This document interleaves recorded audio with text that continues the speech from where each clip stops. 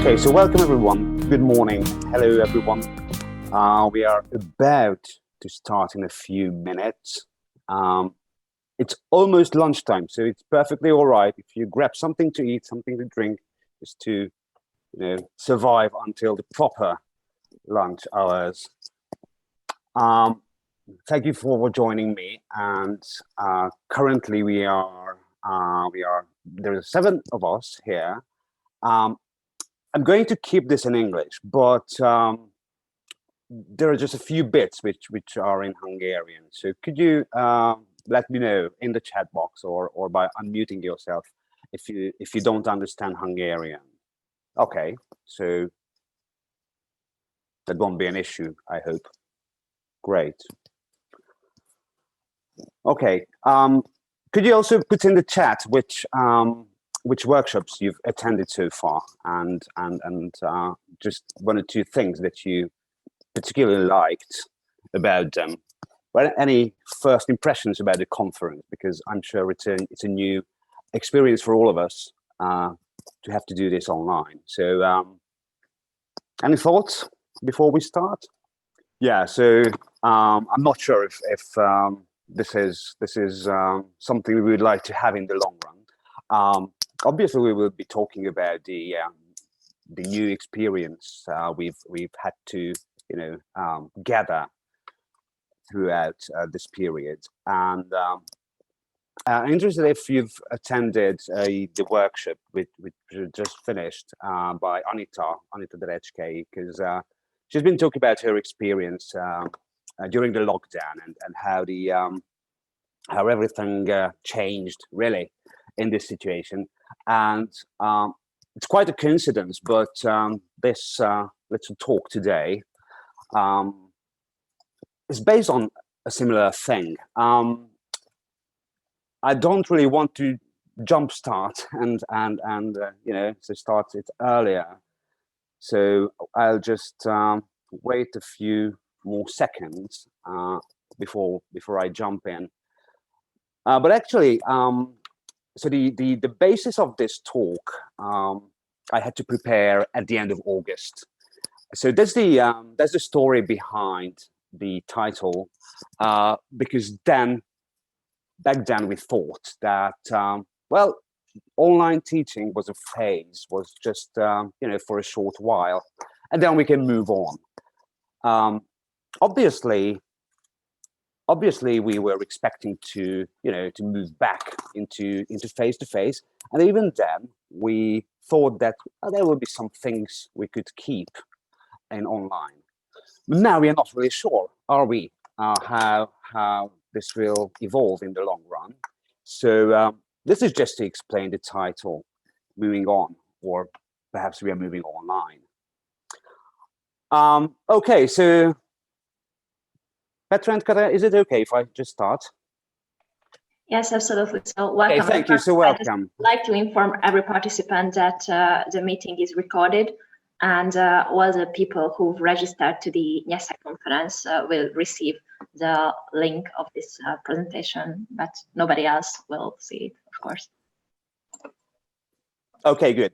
So what we've agreed on early on is that we have a small number of participants, like now, actually. It's totally okay if you unmute yourself and ask a question, or raise your hand and then unmute yourself, or feel free to use the chat window. I'll keep an eye on that, and Petra and Kata will also help me to follow any questions you might have in the long run. Okay, so let's do this. Let's make it an official opening. So welcome again, everybody. I hope you could hear the introduction to the story, why I chose moving on and moving online as the title, because obviously something is changing, and no matter what's going to happen in the long run, some elements will definitely stay.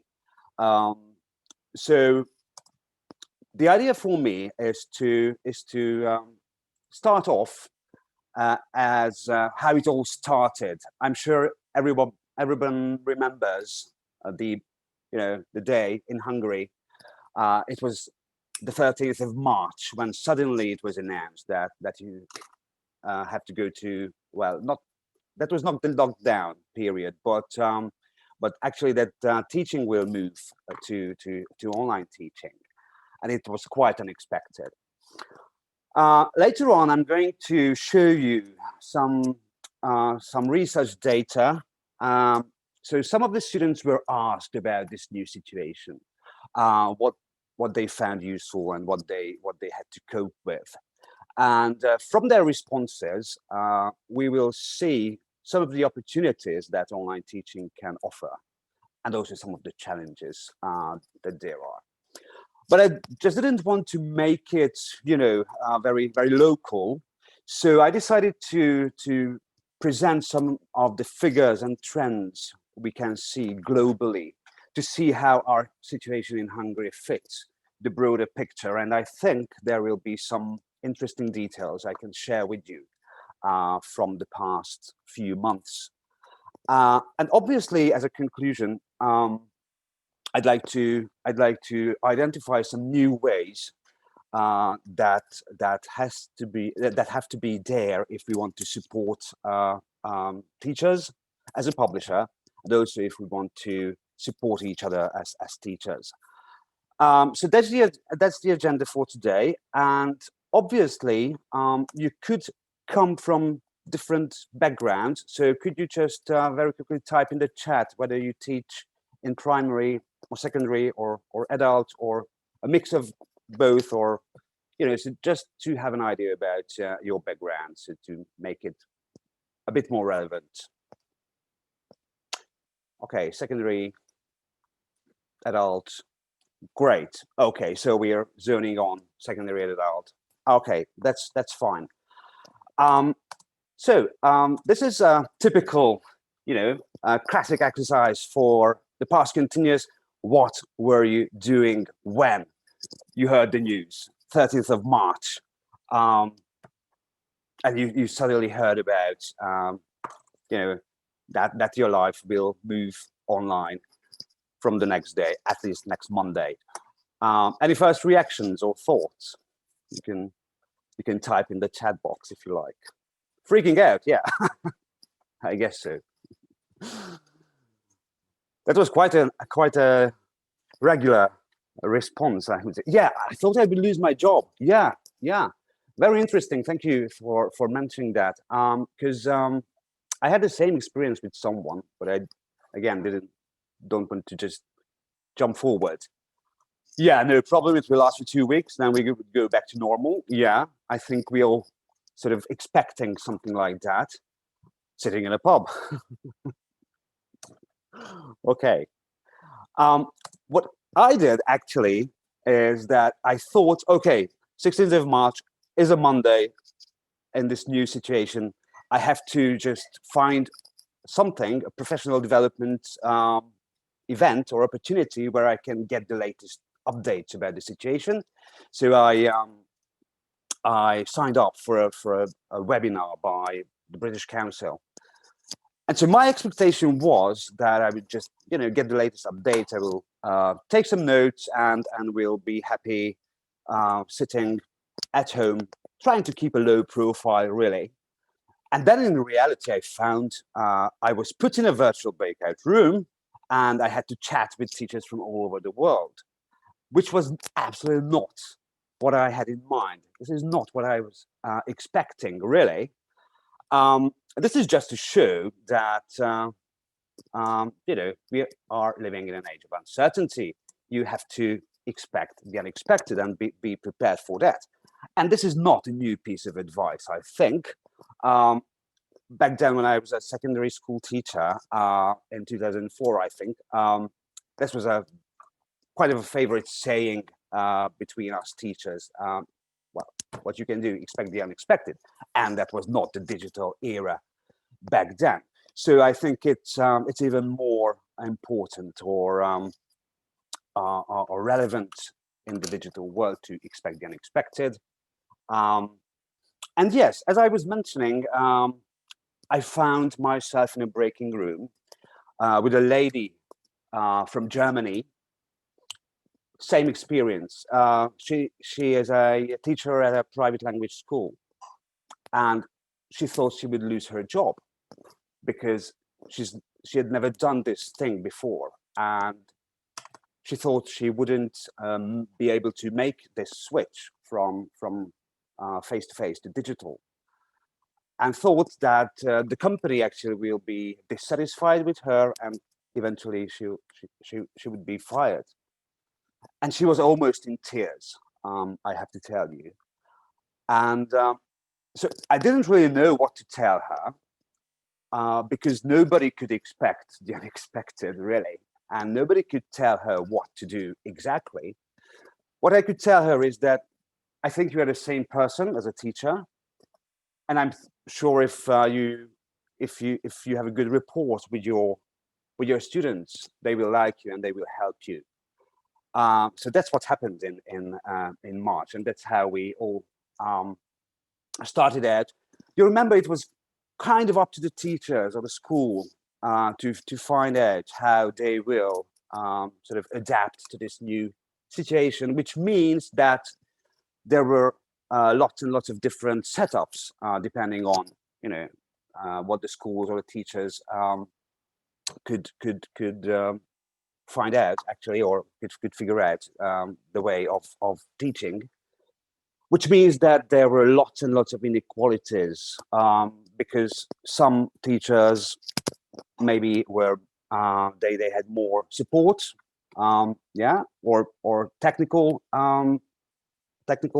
background or whatever. It means that it was quite uneven. I would like to ask you at this point whether digital teaching, so when you had to teach online, did you use synchronous teaching or asynchronous teaching? So that is what we are doing now is the synchronous thing. Yeah, we are looking at the same screen at the same time. Asynchronous would be is that you assign the homework for students to do at home, and then you will check on that later, or maybe a mix of both. Could you please put that in the chat? Mix of both, okay? Mix. Great. Synchronous, good. Okay, started asynchronous, switch to synchronous. Good. Okay, thank you. I'm asking this because there will be research results showing how the two sort of compare and how other countries could cope with the situation. Okay, here is the survey I mentioned. Basically, this was conducted with 58 secondary school students in a secondary school in Budapest. And one of the questions was this: which is more effective for you? Which way do you find more effective, synchronous or asynchronous?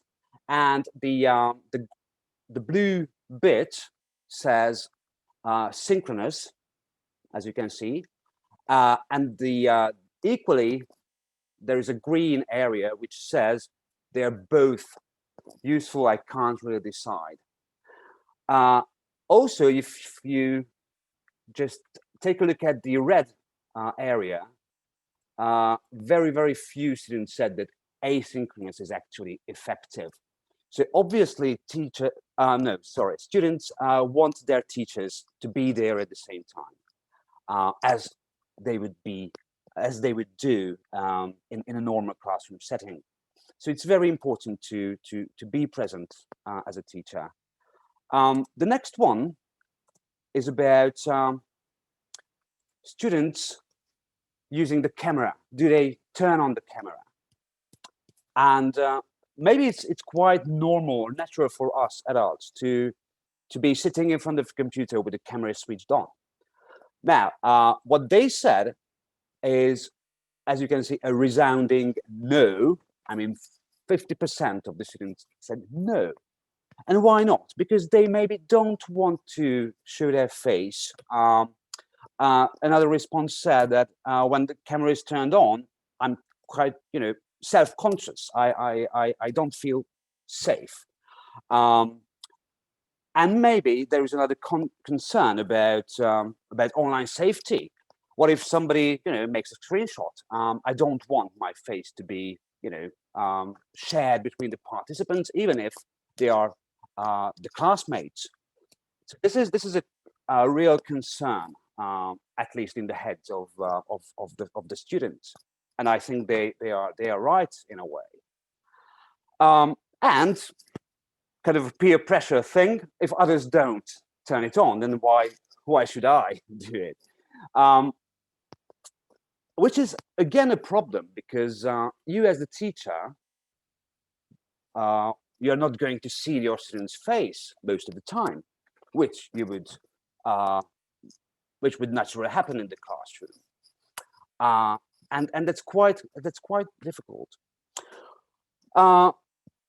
A different answer refers to the quality of the connection, and of course you would have all sorts of variance on that point. So yeah, maybe they don't want to turn on the camera because the Wi-Fi is not very strong. Anyway, 50% of the students here won't turn on the camera. Another question is concerned with the participation. So how much is your participation influenced by the method of delivery? So when it's online, do you take part more intensively or not? And 50% of the students said it has no effect at all. They show the same amount of participation, but still almost a quarter of them said that they participate less because this is an unnatural kind of medium. It's an unnatural platform for me to be online, and I think that's quite a huge number if you think that a quarter of your students might participate less when you have online classes. You're losing actually quarter of your students, or missing out. They might be missing out on something. Luckily, 50% say they are not affected. One more thing. Is there anything that you would keep from online learning? So what are the benefits? And the students said things like, online homework is great. So regardless of teaching going digital or face-to-face, online homework is okay. We can keep it. Somebody said that yes, whatever you can actually do or assign electronically using Word or something like that, you should do it instead of carrying notebooks around and correct it in the good old way. Some people mentioned Google Classroom, which they found very useful. So it's okay to keep, for example, this kind of setup. This comment said that well, it would be nice not to attend some of the lessons, just watch a video at home or something. Actually, this is the request for a flipped classroom, or maybe a hybrid solution. And the last one, which of course I particularly liked, was I don't want my course book to be digital only. Yes, we do need print books, don't we? But obviously that's something that's a comment from one of the students as well. So to sum it up, we can see some opportunities in distance teaching or online teaching. Students might have no issues with online homework or home assignments. They might also do something at home. So for example, it could be either a flipped classroom approach or maybe hybrid classes, which means that one part of the group will have to attend face-to-face lessons for 1 week, and the other part of the group can stay at home and attend online classes. So maybe they would be happy with that setup. I'm not sure about the teachers, mind you, if you'd be happy with that. But on the other side, on the negative side, there are serious challenges, I think. Number one is technology. Yeah, so access. I'm sure you've got lots of experience on that. If students are not able to join because of technical reasons. Also, we have seen that online teaching. We would believe that students are very comfortable, secondary school students, let's say, with technology, and even they say that no, it's not a natural way of things to happen. It's not something they feel really safe with. The third point is, do we know the efficiency of teaching online?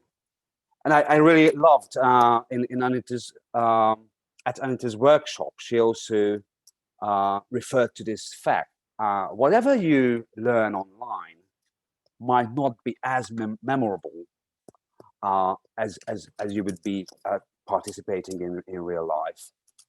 So yeah, I think that's a challenge too. We've also seen the issue of online safety, which should be dealt with, I think, and assessment, I think it's a completely different thing. I'm not going to cover that today. We know how difficult it is to properly assess students in an online setting. So, well, yeah. Okay, facts and figures. There was actually yeah, this is from the UNESCO website, and you could choose any date you like. I just happened to choose the 6th of May, just to illustrate the numbers. On the 6th of May, 174 countries had countrywide closures, so lockdown. And it means that 71.5% of learners all over the world were affected somehow. In numbers, it means 1.25 billion learners. So that's a really big number if you think of this. In Hungary, I'm not sure if you want to guess, but it's really a huge number, I think. Almost 1.8 million students in these segments, so pre-primary, primary, secondary, tertiary, were affected somehow. And that's a huge number if we think that online teaching is not as effective, perhaps, as face-to-face. Another thing, there was another survey, this one by the British Council, and they asked 51 countries about their experience, and you can see the data. They used this time frame to gather data. So the 22nd of April till the 18th of May.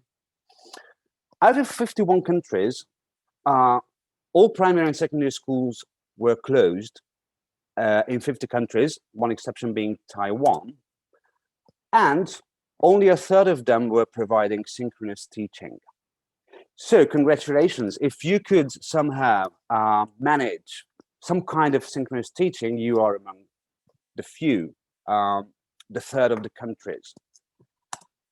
80, of course, were providing some sort of asynchronous, and other 88% came up with something additional, so for example, through TV or radio or print. Okay, the feedback was that the most significant loss teachers felt is that there is no opportunity to interact with the teacher in real time. Yes, so students miss the teacher. Other challenges, countries or governments could not introduce teacher support so they couldn't prepare teachers to handle this situation in a short time. So if you felt you were not supported, chances are you are not alone. Also, the access to education was very, very different all across the regions. You would think that in Western countries, the situation was a bit better than in Hungary. Somehow, I heard that 20% of students in the UK were somehow excluded from distance learning, maybe because of the internet connection, maybe because their schools didn't offer any distance learning opportunities. We don't know. But again, it's not just something that happened in Hungary, I think. Another big challenge was the assessment of learning all over these countries, the 50 countries. So yes, we were not alone on there, and only a third of the countries could provide the teachers with some training or ideas about online safety. So the majority of the countries and the majority of the students were really left alone with their concern if they are concerned about their own safety online. So yeah, I think we should, whenever there is a situation we face again, I think we should concentrate on online safety a bit more. Okay, I have to just skip through this. This was another kind of research, and these were the most frequently mentioned problem areas. If you can find something that you can identify with, it means, again, you are not alone. These are the concerns teachers mentioned the most often. Also, it was mentioned that yes, online learning and teaching is more tiring for teachers and students. So yes, it's more demanding. Also, yeah, patchy connectivity, again, going back to the digital kind of technological aspects. Also, teachers were concerned that this situation will increase the gap. Yeah, so if somebody was less privileged, then this online situation might make matters worse, actually, because they won't have the same access to digital. Okay, English teachers compared to teachers of other subjects, it was found that yes, congratulations, we are more likely to use technology, and we are more likely to teach virtually live. I mean, in a synchronous way. So congratulations there. Also, congratulations, because we know that language teaching compared to teaching other subjects is a greater challenge, simply because parents might not be able to help with the language. So yes, and it's also very, very difficult, for example, to do skills development online in some cases, I might say. Okay, so that's the global picture, and then I would like to show what happened from the publisher's side. It was an equally quick thing. It was we had to adapt very quickly to, I wouldn't say new normal, because I hope this is not normal, but actually this is, we have a new life now, and publishers also had to react very, very quickly, because we've seen that obviously there was now a sudden surge in the interest in digital, and it had to happen, let's say, overnight. So of course we had to be prepared with course materials and supplementary materials, because there will be more demand for these to be in digital. Similarly, there will be more need for digital support, because obviously teachers will with online materials and platforms. And finally, we have to, just as we are doing now, we are living proof that professional development will move online. in the long run, perhaps. So we had to sort of deal with these three challenges as a publisher. What happened really is that as we gave free access to many digital platforms, and we could see how these platforms will function if you suddenly have a lot of users from all over the world. And yeah, hopefully there were no big issues. So yes, they've somehow stood the test of time. Also, we had this page, actually it's still live if you want to visit, Learn at Home, tips for teachers, students and parents to help their students learning online. Some new digital resources, for example, teachers' guides for the recent courses are now available as PDFs in the Oxford Teachers Club. So you will have digital access to it. Also a teacher training event, which ran for 4 weeks to make it very digestible. We only had one session each day, running for 4 weeks, and it was quite successful, I would say. Also, something focus papers. Focus papers are very short research papers, and they are very, very practical. So it's very little theory, about 4-page long, and you could just find some quick tips on all of these topics right now if you go to this website, oup.com/ELT/experts, and there will be more to come. So these are good things. So where can you find them? Actually, the best thing, if you start off at the home page, oup.com/ELT, and right now digital support is shown in this banner. So if you go there, you will be directed to 3, let's say, paths. One will be exploring digital tools and resources. The next one will be how to get started with these tools. And the third one will be about tips and tricks. So if I want to explain this in more detail, the first one will explain you what is available at all. Yeah. The second one will explain you how to use these. So once you have chosen what you need in terms of digital publications, you could go to the second door, if you like, if you need technical support. And that page will summarize everything we have in terms of technical support. And the third one is more about the methodology of things. Yeah, so if you are fine with the tools you have right now, but still need something for your classes, ideas, resources, and so on, you would enter the third door, if you like. These have titles. The first one is called Digital Learning with Oxford. The next one is Get Started. And the third one is Using Digital in Your Teaching. It might be a bit confusing, but maybe it will help you identify the 3 strands, if you like.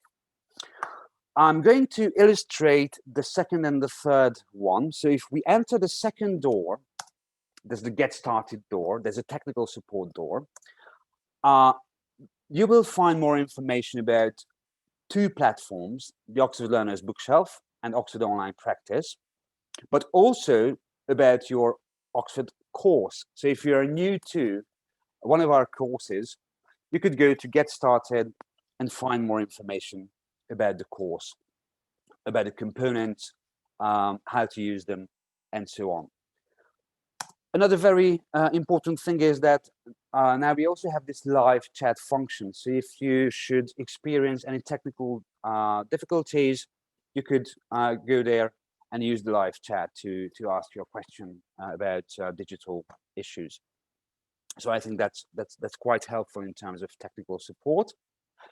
Now, to see the third door, methodology tips, I would really suggest that you try out on the website. This is just a screenshot and this is just a sample of what you can find.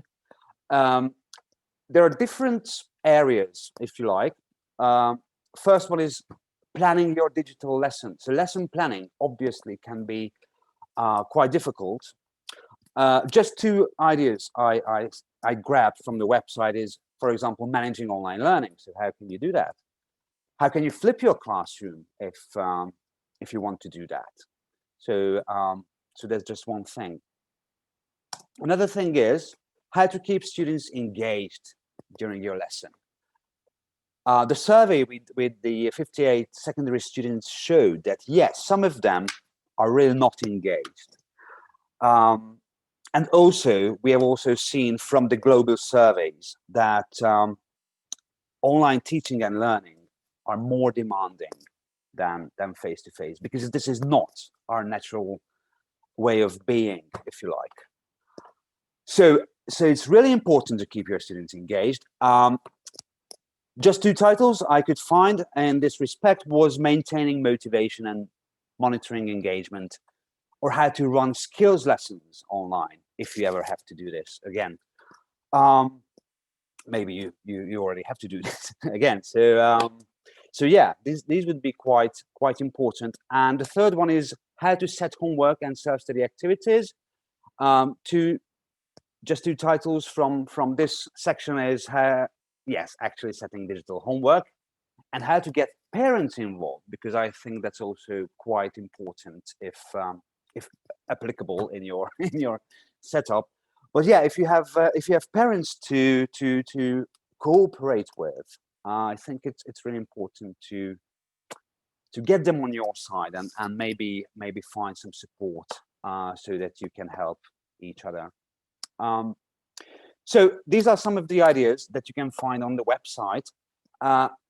As a reminder, these were the most frequent problem areas or concerns from teachers all over the world, and I think some of them could be if you go to the website and just find a couple of things about it.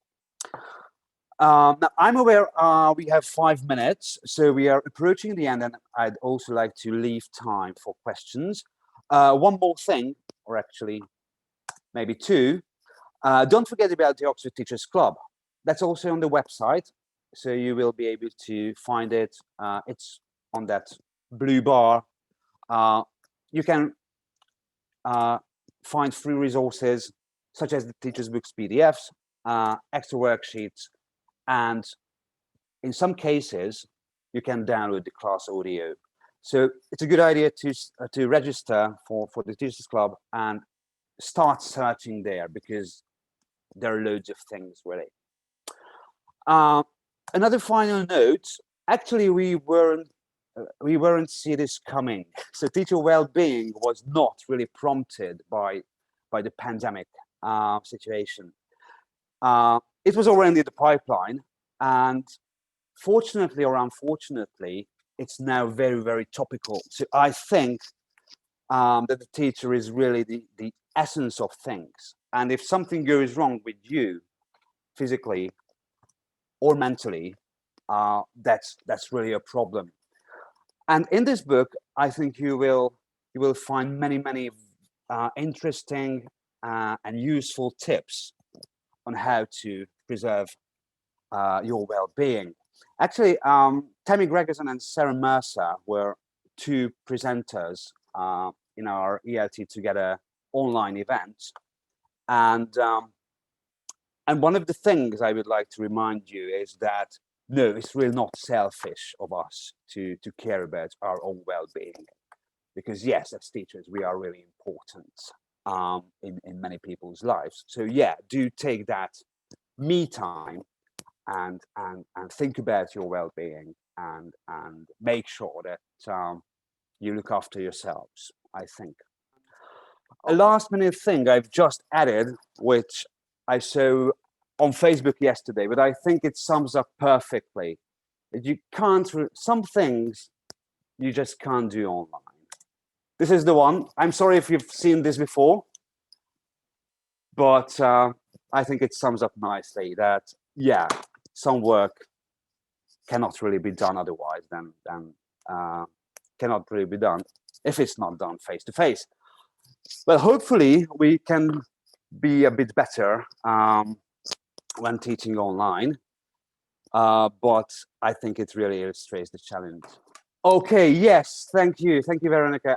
Yeah, that was actually the point. I just wanted, because I talked to so many teachers and everybody was very, very desperate and thought that, oh no, this can only happen to us, and I bet that the situation is much better in other countries, and the survey really showed me that well, of course it was not ideal, but it was never ideal. I don't think any countries could say that, or any country could say that, oh yeah, we pulled it off nicely. So yeah, I think it really helps to know that, yeah, we are not alone in this situation. Teacher Wellbeing book online. Actually, why don't we share this screen now?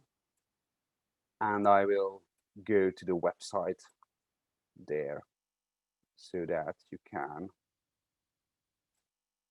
see for yourself. No free pens. Ah, yeah. What a shame. Online teaching. Okay, so if you go to the website and you search for teacher well-being, it's already there. Can you see this? I hope. Yeah, you can see it. It's also available as an ebook. So if you click over there, you can go and find the ebook version. Right. Anything else? Okay, good.